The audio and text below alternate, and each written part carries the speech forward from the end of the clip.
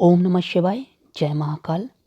कल 25 दिसंबर रविवार का दिन है और कल शुक्ल पक्ष की द्वितीया तिथि है। यदि आपका बच्चा आपकी बात नहीं मानता है, उसे बहुत ज़्यादा गुस्सा आता है, उसका मन पढ़ाई में नहीं लगता है, साथ ही उसका मन बहुत ही ज़्यादा चंचल है, साथ ही उसका मन पढ़ाई में एकाग्रचित नहीं होता है, तो आपको रविवार के दिन आप प्रदोष काल में या सुबह के समय आपको एक छोटा सा उपाय करना है और इस उपाय करने के बाद आपका बच्चे का गुस्सा समाप्त हो जाएगा और वह आपकी बात मानने लगेगा।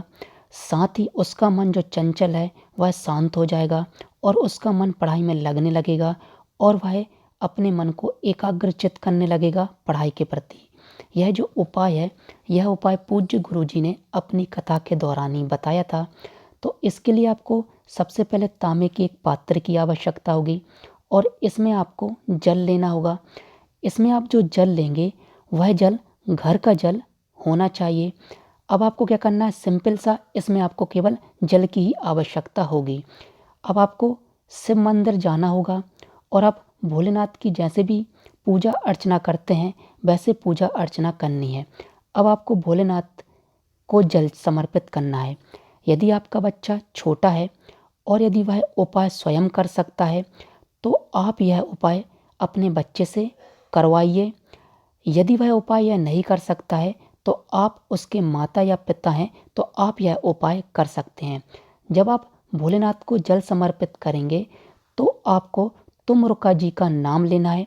फिर से सुनिए, जब आप भोलेनाथ को जल समर्पित करेंगे या आपका बच्चा छोटा है और बड़ा है, यदि वह यह उपाय स्वयं करता है और जब वह शिव जी को जल समर्पित करेगा तो उसे तुमरुका जी का नाम लेना है।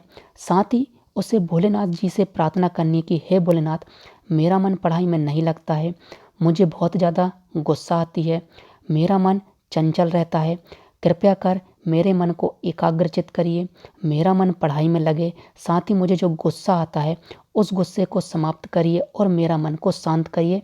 ऐसा कहते हुए आप उस बच्चे से जल समर्पित कराएंगे यदि वह उपाय स्वयं करता है। यदि वह उपाय स्वयं नहीं करता है और आप उसके माता पिता हैं तो आप इस जल को भोलेनाथ के ऊपर समर्पित करेंगे तुमरुका जी का नाम लेते हुए। जब आप जल समर्पित करेंगे तो यह जल भोलेनाथ से होता हुआ जलाधारी से नीचे आता हुआ नीचे जल आएगा। आप इस जल को किसी पात्र में या किसी कटोरी में 2 से 3 चम्मच या जितना आप जल प्राप्त कर सकते हैं, आधा कटोरी, 1 कटोरी, इस जल को आप प्राप्त कर लीजिएगा।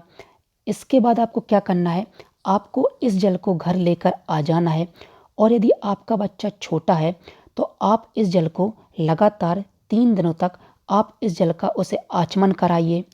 यदि आपका बच्चा बड़ा है और वह जल नहीं पीता है तो जब वह नहाता है तो नहाते समय उसकी बाल्टी में आप 2 से 3 बूंद इस जल को आप क्या कर दीजिए, मिला दीजिए नहाते समय। बस एक छोटा सा उपाय है उन लोगों के लिए जिनका मन बहुत ही ज़्यादा चंचल है, बच्चों का, उनका मन पढ़ाई में नहीं लगता है, साथ ही उनको बहुत ही ज़्यादा गुस्सा आती है। यह उपाय उन लोगों के लिए है, उन बच्चों के लिए है। यदि बच्चा यह उपाय स्वयं करता है तो बहुत ही अच्छी बात है। यदि आपका बच्चा बड़ा है और वह जल का आचमन नहीं करता है तो आपको उसकी बाल्टी में लगातार 3 दिनों तक आपको क्या करना है, कुछ बूंद जल की मिला देना है।